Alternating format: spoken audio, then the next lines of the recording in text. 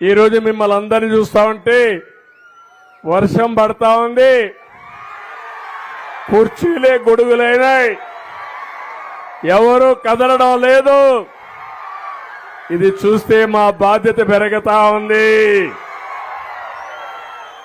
ఎంత చేసినా మీ రుణం తీర్చుకోలేము. కానీ ఒకటే నేను కోరుతున్నా,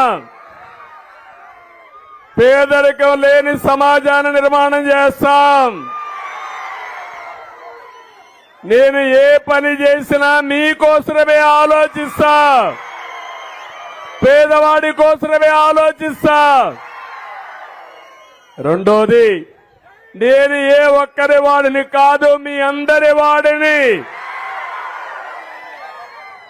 మీరు బాగుంటే చూసి ఆనందపడాలని ఏకైక ఆలోచన తప్ప వేరే ఆలోచన లేదు. సంపద సృష్టిస్తాం, పేదరిక నిర్మూలన చేస్తాం, మా తమ్ముళ్ళని ప్రపంచంలో అగ్రస్థానంలో పెట్టే బాధ్యత తీసుకుంటాం, రైతులను ఆదుకుంటాం, పేదవాళ్ళకు అండగా ఉంటాం, మా ఆడబిడ్డలకు కూడా న్యాయం చేసే బాధ్యత తీసుకుంటానని మరొక్కసారి అందరికీ హామీ ఇస్తూ, మళ్ళీ ఈరోజు నా సంకల్పం పేదరికం లేని దేశం, పేదరికం లేని రాష్ట్రం, పేదరికం లేని గ్రామం.